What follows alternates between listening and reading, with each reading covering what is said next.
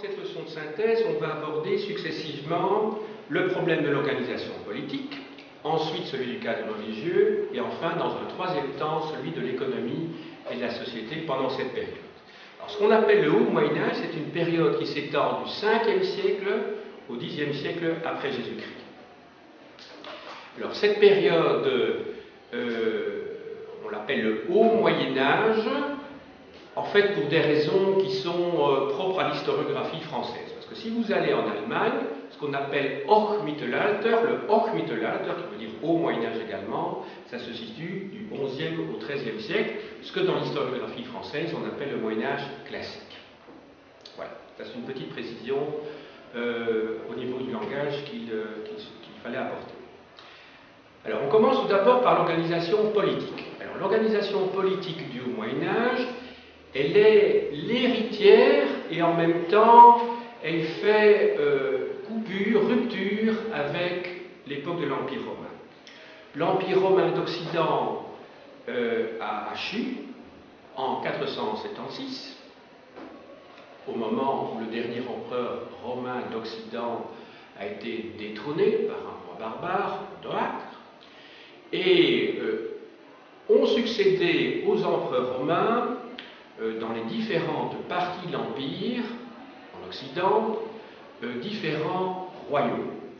On trouve des Visigoths d'abord en Italie, puis ensuite en Espagne, on trouve des Ostrogoths en Italie, on trouve des Francs dans ce qui va devenir plus tard la Belgique et le nord de la France, on trouve également des Alamans dans l'est de la France et dans l'ouest de l'Allemagne, par exemple.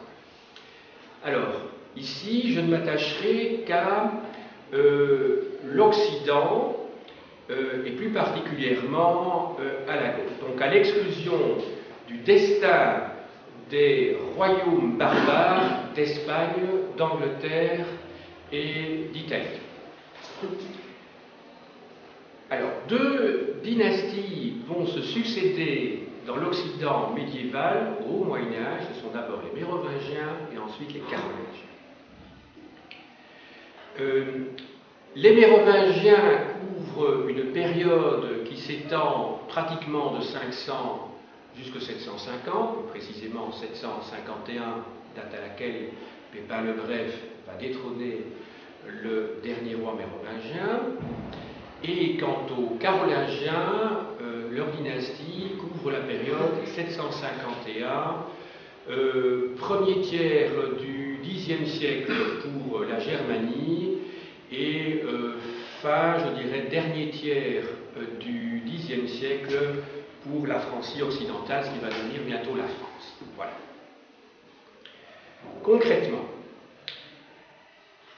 un roi franc va émerger à la fin du 5e siècle et au début du 6e siècle. Il a pour nom Clovis. Alors Clovis est un petit roi, en fait, qui règne dans une région qui se trouve en gros à l'ouest du Hainaut, la région de Tournai, où il a sa capitale. Et Clovis va construire son royaume à partir de cette région du sud de la Belgique et du nord de la France, et il va s'étendre sous la plus grande partie de la Gaule de l'époque, c'est-à-dire de la France, si vous voulez, à l'heure actuelle. À l'exclusion, toutefois, de la Bourgogne et de la Provence. Clovis et ses successeurs vont s'étendre, également étendre leur royaume, en même temps du côté de l'Allemagne occidentale. Alors, pourquoi appelle-t-on ces dynasties celles des Mérovingiens? Tout simplement parce que le grand-père de Clovis s'appelait Mérové, mais en fait il s'agit d'un roi légendaire qui n'a pas laissé de traces, en tout cas importantes dans l'histoire. Lorsque Clovis meurt, après s'être baptisé, ce qui est un événement quand même assez important, il s'était baptisé, bon là il y a des dates qui divergent chez les historiens pour son baptême, certains disent 494, d'autres disent 499, d'autres 501, peu importe, mais Clovis aurait été baptisé à la fin du 5e siècle, Et Clovis, en se baptisant, il va marquer de son empreinte l'histoire de la Gaule, puisqu'il va se convertir au catholicisme, et non pas à l'arianisme, qui était considéré comme une hérésie par la papauté à l'époque, hérésie à laquelle avaient adhéré les autres rois barbares de l'école, c'est-à-dire de l'époque, c'est-à-dire les Ostrogoths et les Visigoths.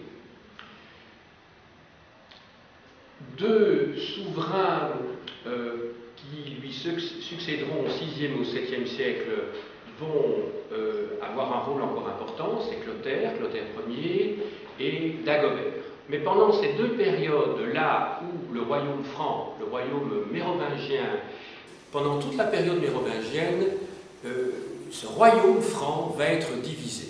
En effet, les Francs, et plus particulièrement les Mérovingiens, considéraient que l'État était pratiquement une propriété privée de celui qui occupait le trône, et par conséquent, lors de la mort du roi franc, lors de la mort du roi mérovingien, le royaume était divisé en autant d'enfants mâles que le roi avait eu de fils.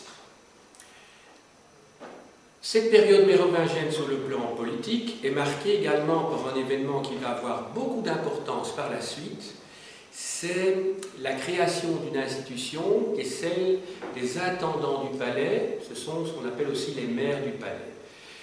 Alors, le fait qu'il y ait un domestique qui prenne de l'importance et que ce domestique devienne le personnage le plus important du palais et puis du royaume franc, ce n'est pas tellement étonnant. En revanche, ce qui va poser des gros problèmes à cette monarchie mérovingienne, à cette dynastie mérovingienne, c'est que ce sont des membres de la même famille qui vont se succéder de père en fils et qui vont occuper ce qui va bientôt devenir quasiment une fonction de Premier ministre. Depuis le milieu du 7e siècle jusqu'au milieu du 8e siècle. Donc pendant un peu plus d'une centaine d'années, ce sont les membres d'une même famille. Ces membres de cette même famille appartiennent à la famille des Pépinides. Il y a plusieurs Pépins dans cette famille, et ce sont en fait ceux qui vont donner naissance à la dynastie carolingienne, qui va régner sur la Gaule, sur la Francie, sur le royaume des Francs, à partir de 751. On trouvera des phénomènes un peu semblables si l'on pense au Japon du deuxième millénaire de notre ère, lorsque, à l'époque moderne, les shoguns, qui sont l'équivalent des maires du palais, vont avoir la réalité du pouvoir dans l'empire nippon, dans l'empire du soleil levant, pendant ce qui correspond chez nous à l'époque moderne, au XVIe, XVIIe, XVIIIe, XIXe siècle, jusqu'en 1868, lorsque l'empereur Meiji met fin à cette suprématie des shoguns, c'est-à-dire de ses premiers ministres japonais, pour réinstaller un pouvoir impérial fort. C'est ce qu'on appelle l'ère Meiji, donc qui inaugure l'ère des Lumières, l'ère de l'industrialisation du Japon. On aura un phénomène un petit peu similaire dans l'Empire ottoman, avec les grands vizirs qui appartiendront tous à la famille des Kökrülü, ce qui veut dire du pont, tout simplement, en turc, et qui ont un petit peu l'équivalent, qui sont un petit peu les équivalents des maires du palais et des shoguns. En 751, le maire du palais qui gouvernait à ce moment-là, qui s'appelle Pépin, dit le bref parce qu'il n'était pas grand, va détrôner le dernier roi mérovingien, il va le reléguer dans un monastère et il va donc créer une nouvelle dynastie. Alors cette nouvelle dynastie, on devrait l'appeler la dynastie des Pépinides, mais il se fait que le plus grand des représentants de cette dynastie, Charlemagne, qui est le fils de Pépin le Bref, va finalement donner son nom, en tout cas les historiens vont garder le nom de Carolingien, qui signifie la dynastie donc, des ancêtres et des descendants de Charles. Il se situe au milieu de la dynastie, c'est pourtant lui qui va donner son nom à la dynastie, qui va gouverner tout d'abord sur le royaume franc unitaire, et puis sur les différentes parties de ce royaume carolingien qui va se scinder après la mort de Louis le Pieux. Alors, Charlemagne installe sa capitale à Aix-la-Chapelle, donc qui est pratiquement à la frontière de la Belgique et de l'Allemagne à l'heure présente.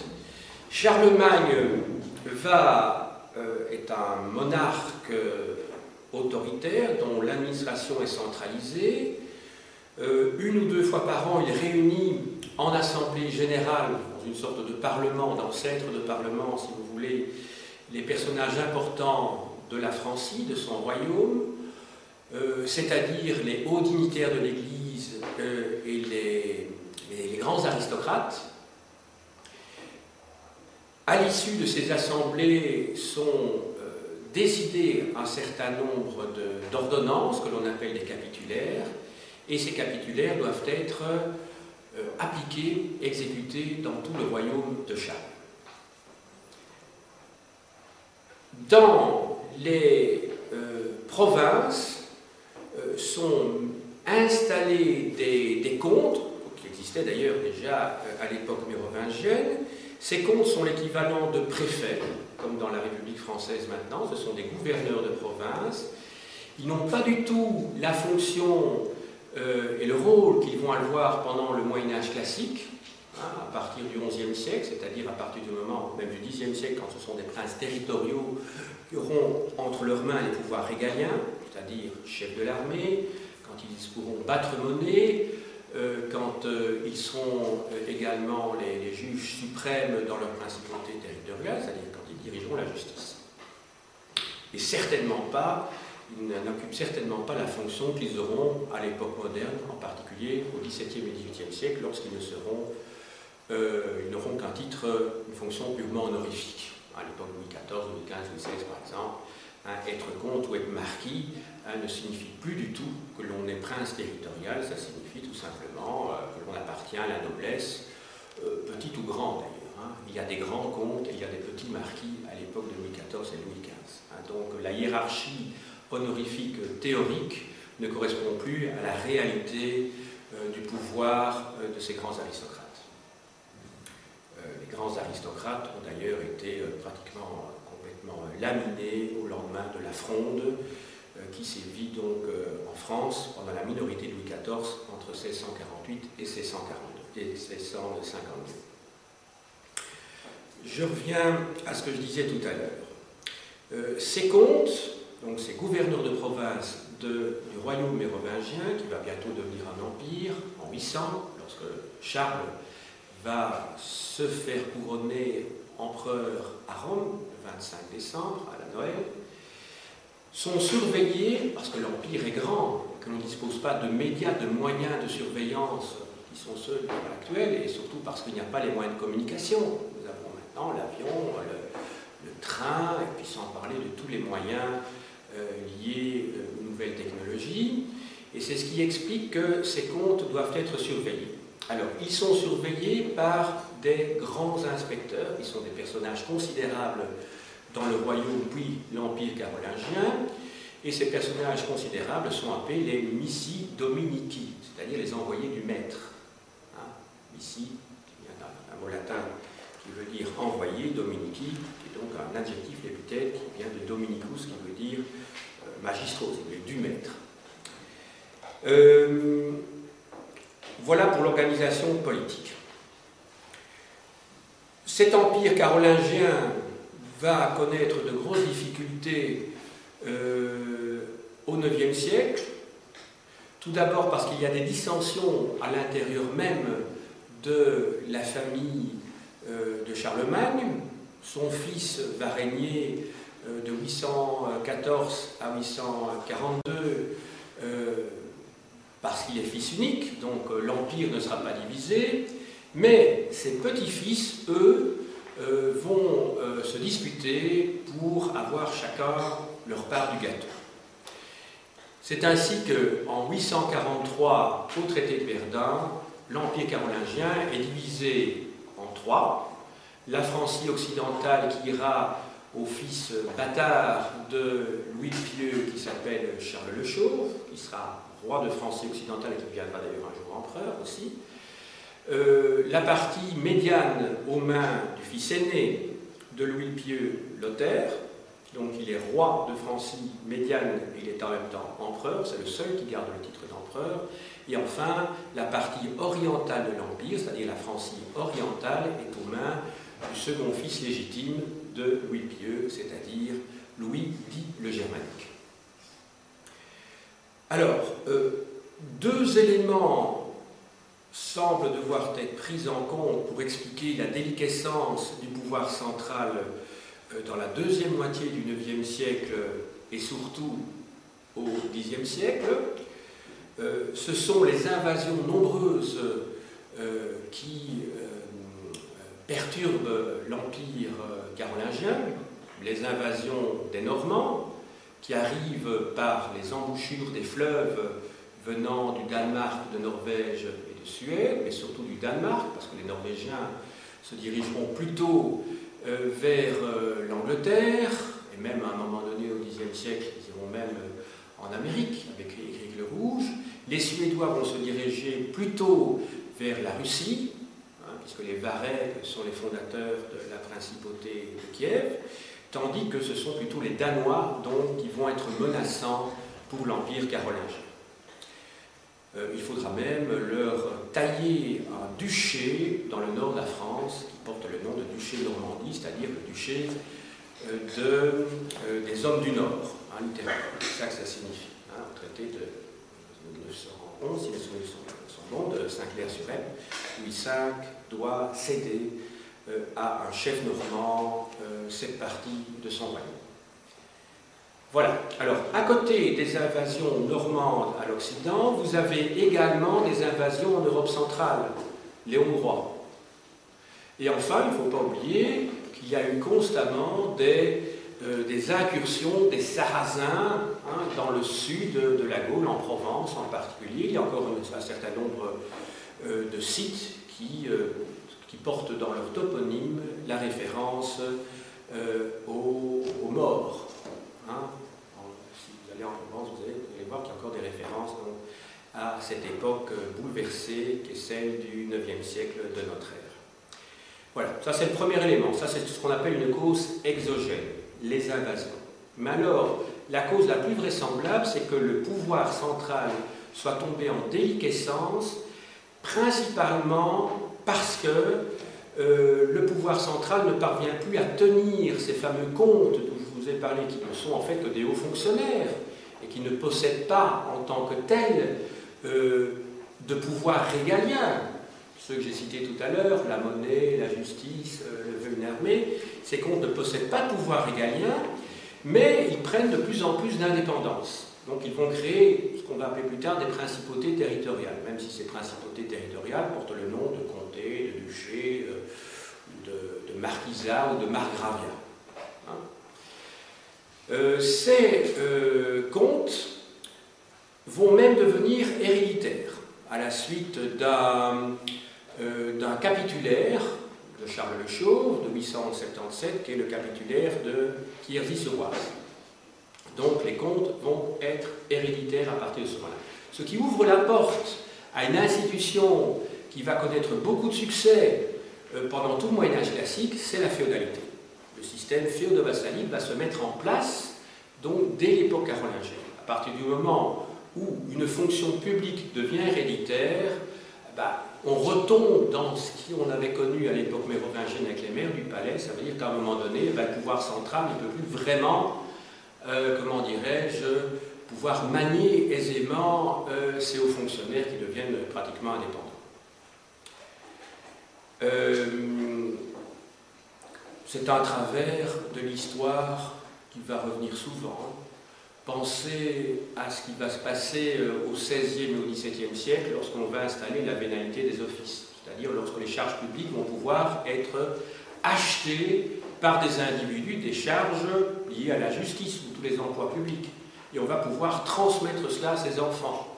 Ce qui explique que la monarchie d'Ancien Régime, en particulier à l'époque de Louis XIV et Louis XV, c'est un mixte, un mélange entre d'une part un système de privilèges où des fonctions publiques sont aux mains de gens qui ont hérité de leur père, et d'autre part d'un embryon d'administration centrale. C'est pour ça que certains ne parlent pas de monarchie absolue, mais parlent plutôt de monarchie administrative au XVIIe et au XVIIIe siècle, par exemple Jean-Christian, un petit-fils, parce qu'à partir de ce moment-là, Louis XIV va se dire mais comment faire pour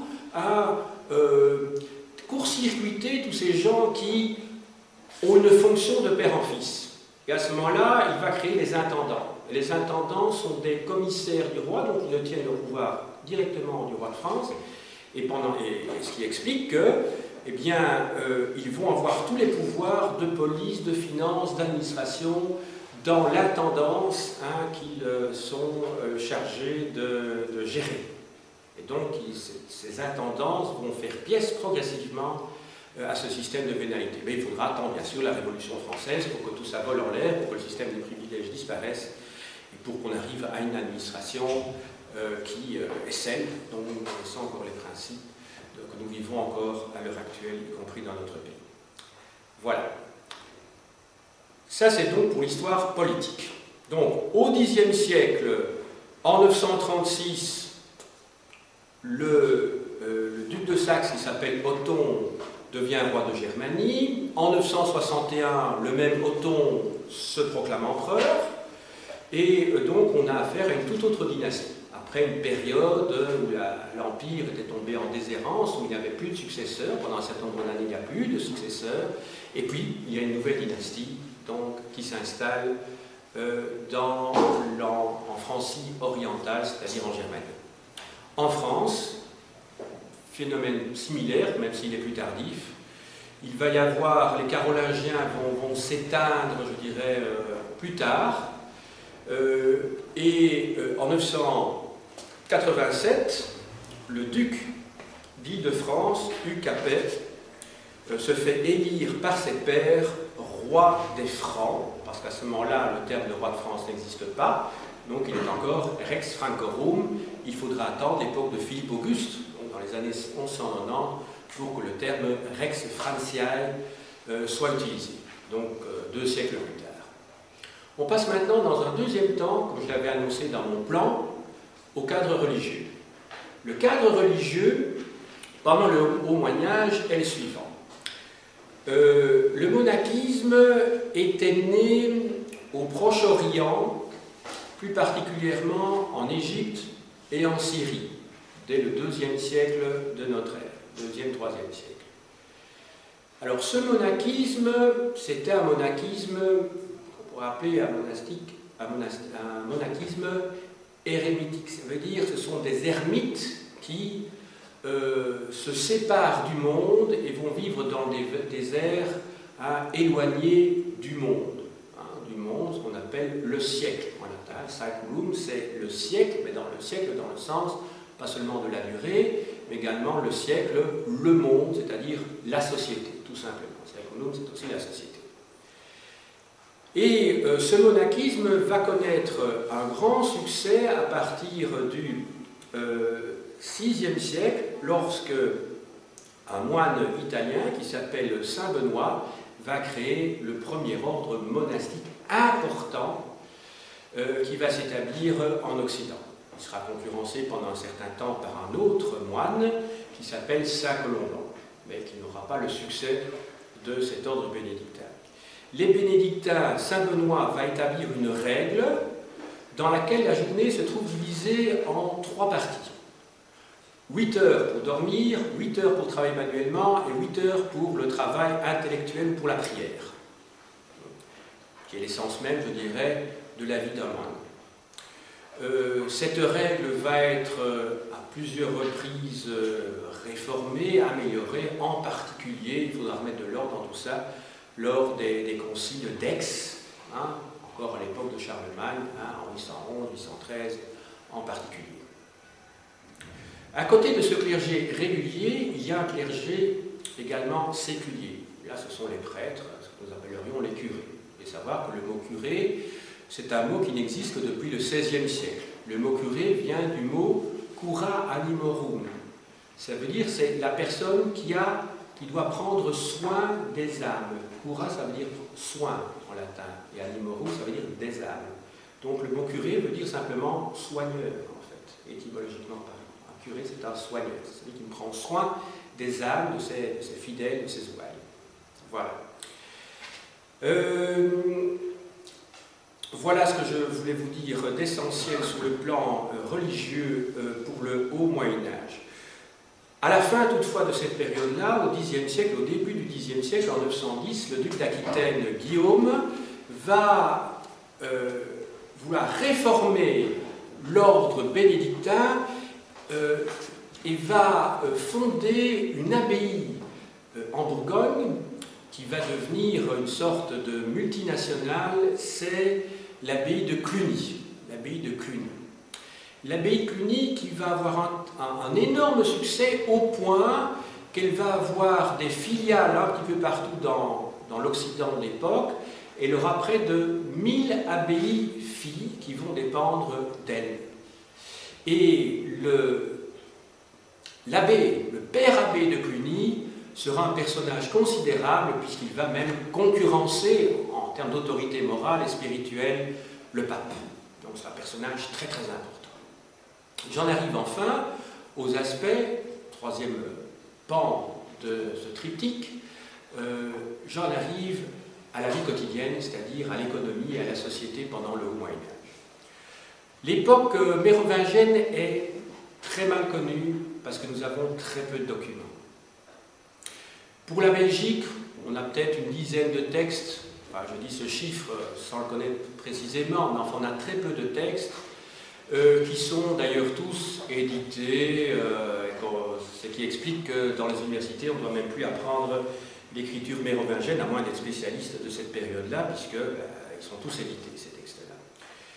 Et par conséquent, on est dans une période où c'est l'oralité qui domine, comme pendant tout le Haut Moyen-Âge, sauf peut-être pendant cette parenthèse qu'est la Renaissance carolingienne au 8e et au début au 9e siècle.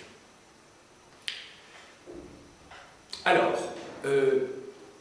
on sait très peu de choses sur la propriété à l'époque mérovingienne. En revanche, on en sait un peu plus à l'époque carolingienne parce que l'on dispose de deux types de sources. Deux types de sources qui nous donnent des indications très intéressantes, mais qui sont malheureusement très partielles. Je n'ai pas dit qu'elles étaient partiales, j'ai dit qu'elles étaient partielles.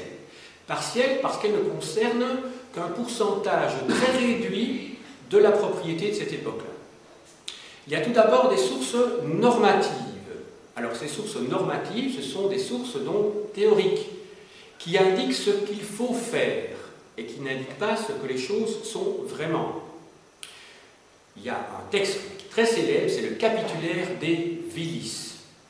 Un capitulaire, c'est donc un texte législatif, une ordonnance, si vous voulez, un texte législatif, une loi, qui s'appelle ainsi parce que cette loi est divisée en chapitres, et un chapitre n'est rien d'autre qu'un texte qui est précédé d'un titre, donc d'une tête, et une tête en latin, ça se dit caput. Donc caput a donné capitulaire, c'est-à-dire des lois divisées en chapitres, c'est-à-dire qui ont des titres. Voilà. Alors, le capitulaire des Villis, c'est un capitulaire qui concerne les villas, c'est-à-dire les domaines royaux.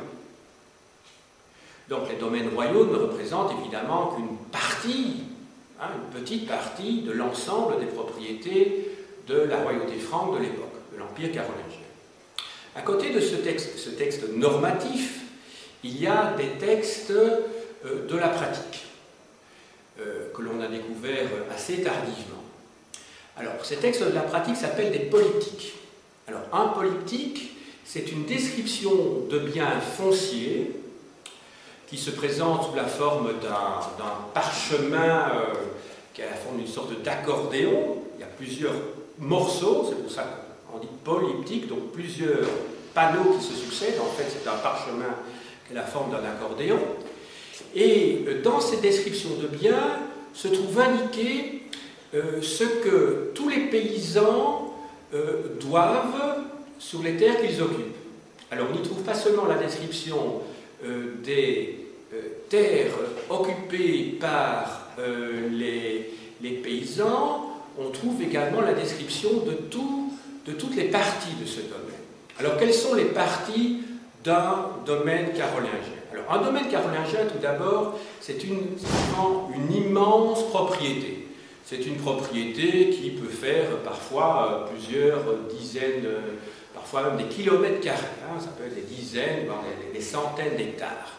Donc, ce sont des grandes propriétés. Il y a des tout petits domaines aussi, hein, des tout petits domaines pour lesquels on possède aussi des inventaires. Mais enfin, en général, ce sont des grands domaines. Hein, je pense aux domaines tels qu'ils sont décrits par le politique de Saint-Germain-des-Prés, de l'abbé, comment dirais-je, comment il s'appelle encore, c'est Irminon, si mes souvenirs sont bons. Il y a le politique de Prüm, il y a le politique de l'Aube, hein, l'Aube vous connaissez en Hainaut, par exemple. Dans ces politiques, on trouve deux types de terres. Il y a d'une part des terres qui sont administrées directement par le maître de la villa,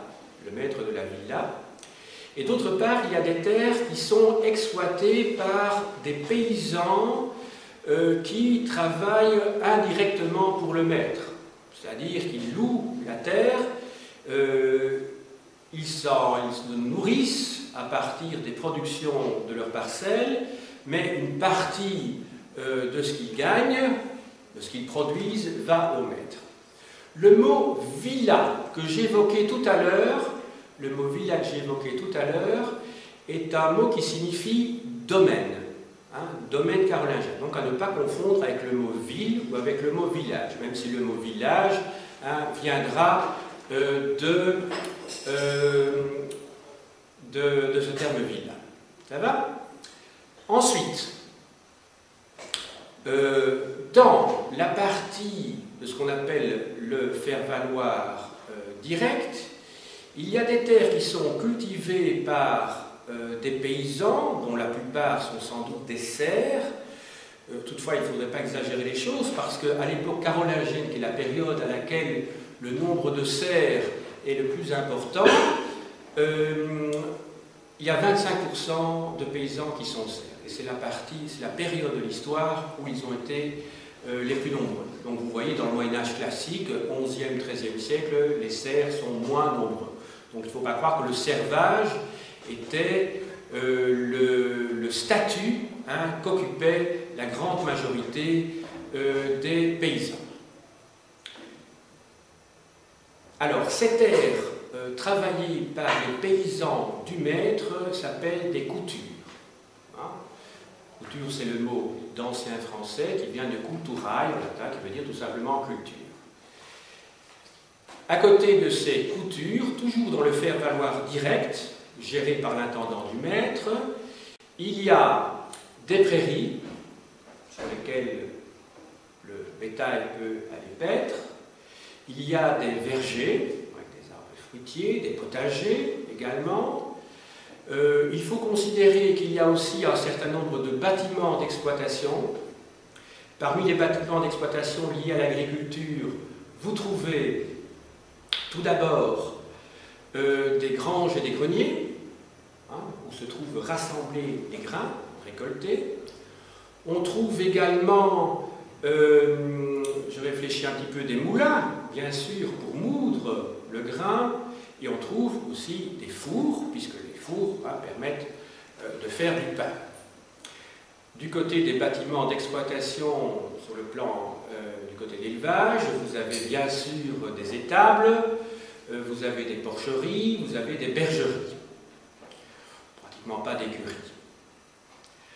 Vous avez également des bâtiments qui servent pour l'habitation des paysans, pour le rangement des outils, donc des remises, et aussi des bâtiments qui sont le lieu de résidence du maître.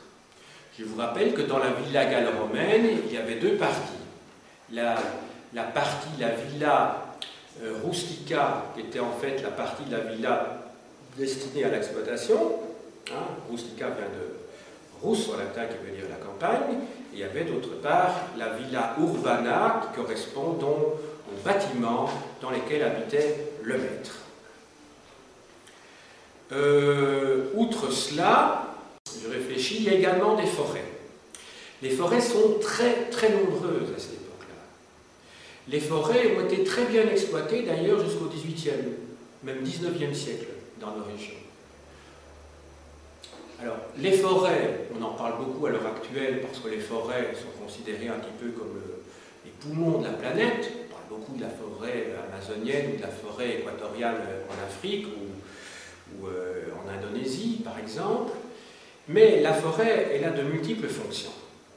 Première fonction, c'est que dans une forêt, on peut exploiter du bois. Le bois sert à la construction. Le bois sert également pour le chauffage, comme combustible.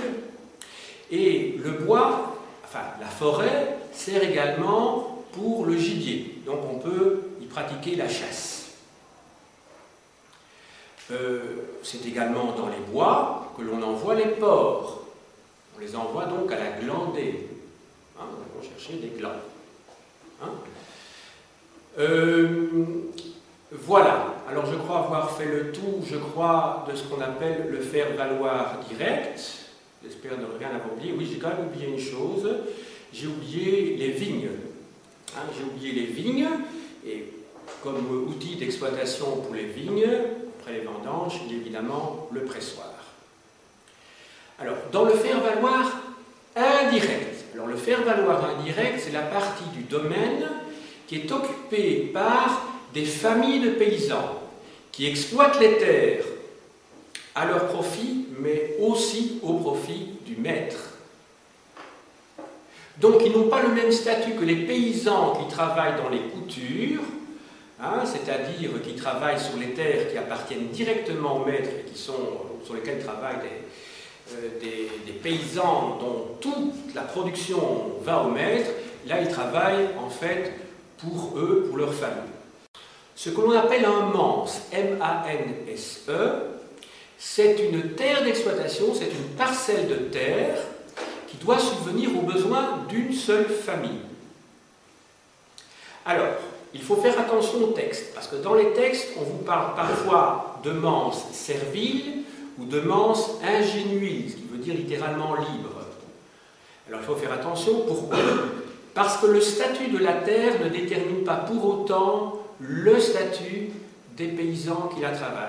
Donc on peut avoir des manses serviles sous lesquelles travaillent des paysans libres, et inversement avoir des manses dits ingénuiles, c'est-à-dire libres, sur lesquelles travaillent des serfs. Donc il faut être très attentif à cela.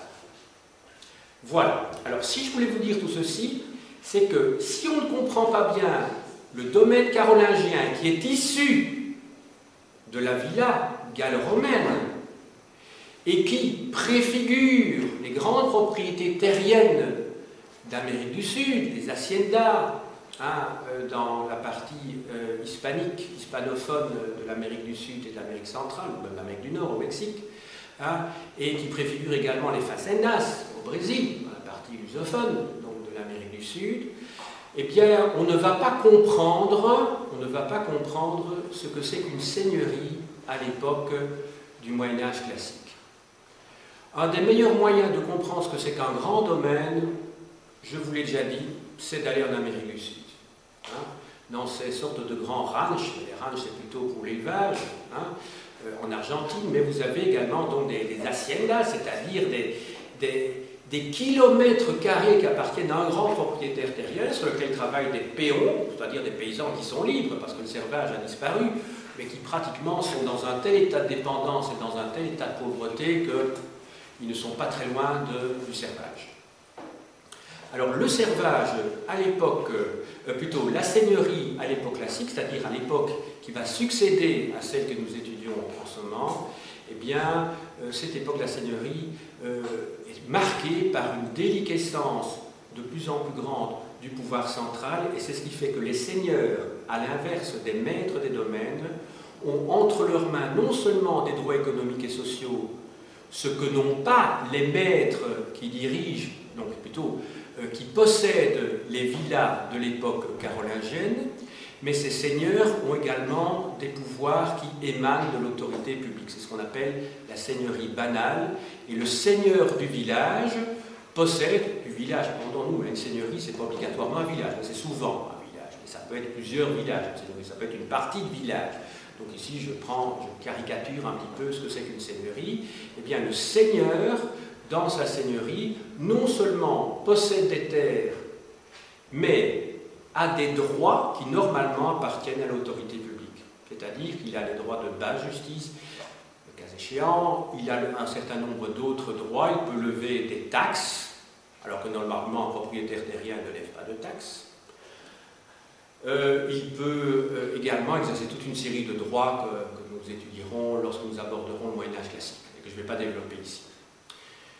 Donc ce qui est important de retenir, c'est que le maître d'une villa carolingienne, c'est, je dirais, un grand propriétaire foncier qui a une exploitation agricole. Et il n'a rien d'autre comme pouvoir sur ces paysans que des droits économiques.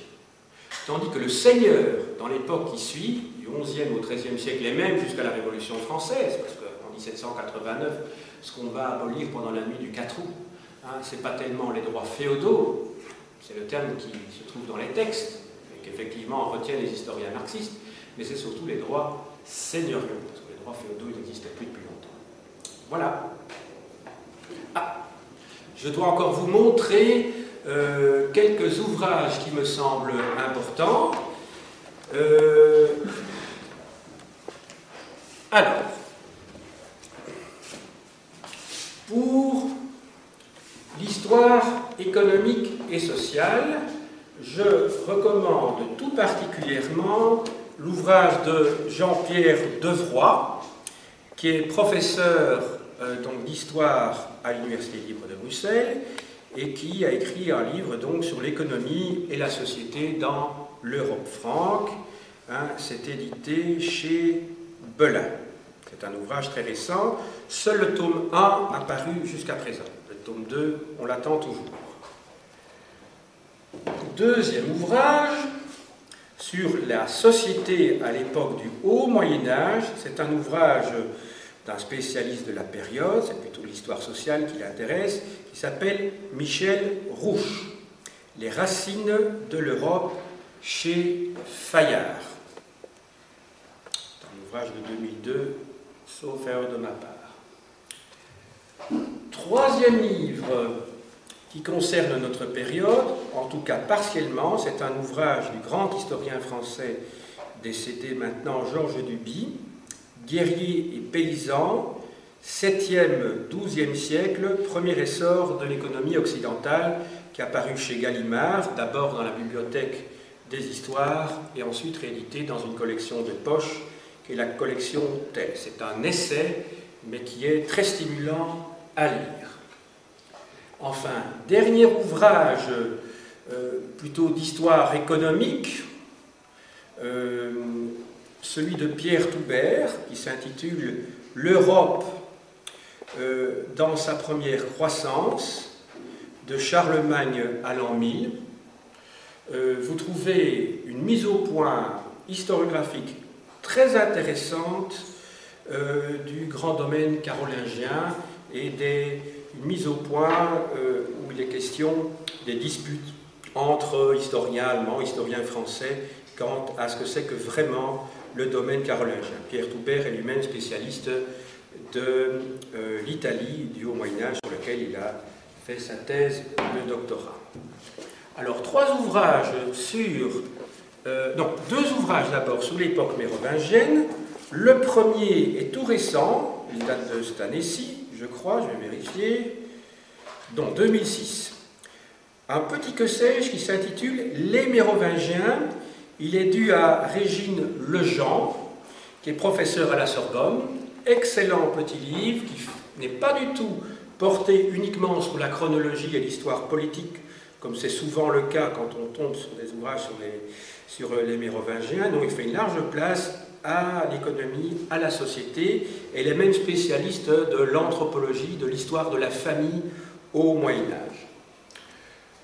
Autre livre sur l'époque mérovingienne qui est beaucoup plus ancien mais qui porte sur la Belgique, c'est une toute petite synthèse dans une collection très connue jadis, on la trouve encore chez des bouquinistes, l'éditeur a fait faillite il y a bien longtemps, c'est de la collection Notre Passé et l'auteur c'est Madame Feder-Vetmans, je le dis à l'envers donc j'espère bien ne pas me tromper, et qui s'intitule La Belgique à l'époque mérovingienne. Elle avait d'ailleurs dû s'y reprendre à 2 fois pour écrire ce livre parce qu'elle avait, comment dirais-je, le manuscrit de sa première version avait brûlé, si mes souvenirs sont bons, c'était avec le musée de Marimont et elle était conservatrice du musée de Marimont. Alors, sur l'époque carolingienne, on peut partir d'un petit lexique très bien fait de Robert Delors, qui s'intitule Charlemagne, donc ce n'est pas du tout un ouvrage de synthèse, ce n'est pas non plus une biographie de Charlemagne, c'est en fait un lexique, qui est très utile. Vous avez comme ça une demi-page ou 2 pages sur des notions de l'époque carolingienne. Vous avez par exemple là-dedans, évidemment, une longue notice sur ce que c'est que le domaine carolingien. Robert Delors, c'est un spécialiste d'histoire des animaux, par ailleurs. Il écrit un ouvrage là-dessus qui s'intitule « Les animaux aussi ont une histoire », ce qu'on oublie souvent et qu'on occulte. Il étudie par exemple depuis quand y a-t-il des chats en Europe le XIe siècle, depuis quand y a-t-il ceci, etc. Et il montre qu'effectivement on ne s'interroge pas suffisamment sur nos frères animaux.